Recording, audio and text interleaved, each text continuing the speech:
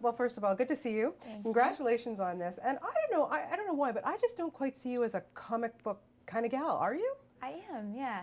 I'm a fan of comic books, and I hesitate to say like I'm a hardcore comic fan because you have to really know what you're talking about when you claim something like that, because the world that exists around comics is it's almost kind of elitist. And you have to have a huge Rolodex of information when you say that you're a real fan. And I'm a fan of many comic books, but I would never say I'm hardcore because there's lots of things I don't know about. So I want to make that clear so that I don't get stoned by the real comic book fans. But yeah, I grew up, I of course loved most of the mainstream comics like X-Men and Gen 13 and a lot of Michael Turner's stuff, Witchblade, things like that. So Yeah. So when you take on a role like this, or when you're involved in a film like this, and there are, of course, those hardcore fans, does that put more pressure on you because you want to make them happy? yes, I was just talking about this actually. You do of course want to make the fans happy, especially with something like this that's based on a comic book that's been around for so long and people have been reading it for so long.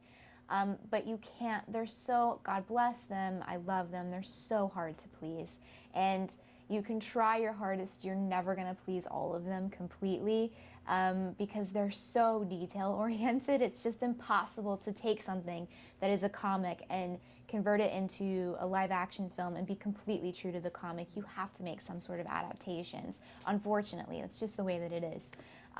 So we of course did that with this one, as you know, we did with Transformers, and many other movies have been the same.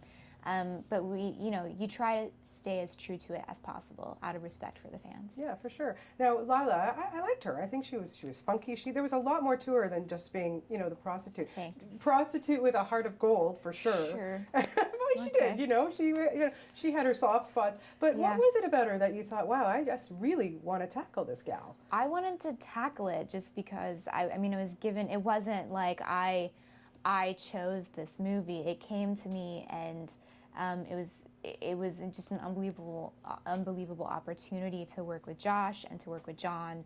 And I don't care what I had been playing. I would have played a hot dog in the movie. It doesn't matter. I just wanted to work with these people. So it wasn't really about necessarily tackling the character. I just wanted to do the best that I could in a movie with these people. And then, okay, let's just get this white elephant out of the room, because that waist of yours, my dear, oh God, Josh complains about the makeup process. I'm sorry, Yeah. he had nothing on you having to be sucked into that corset. Can you talk about that? Maybe I'm sick, but I loved it. I liked it. And they never wanted to really suck me in all the way, because everyone was like, you're gonna faint, people faint, people.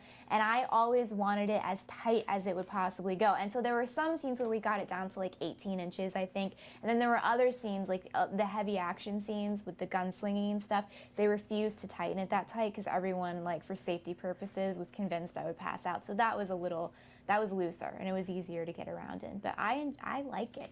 Well, I mean, it looked amazing, but Thank you. but during those fight scenes, I mean, how really, Megan, how do you manipulate yourself in that you can breathe?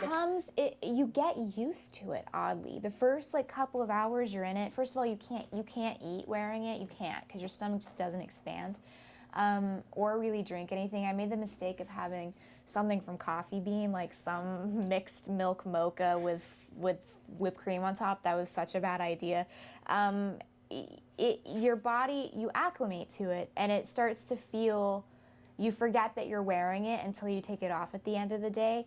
And then I would have these deep grooves in my body from the boning, and like these deep lines, and my ribs would be sore. It's sort of like a torture device, but while it's on, you forget that it's on and you get used to it. Just go with it. Yeah. Yeah. Now, Josh, what a lovely guy he Yeah. is. So much fun. And I understand, I think, did he bring the script to you? Was it him who initiated you wanting to be in the film? Yeah, I had read the script before he was attached to it, and I read the first few pages and I was like, oh my Lord, it's so violent. I can't even read it.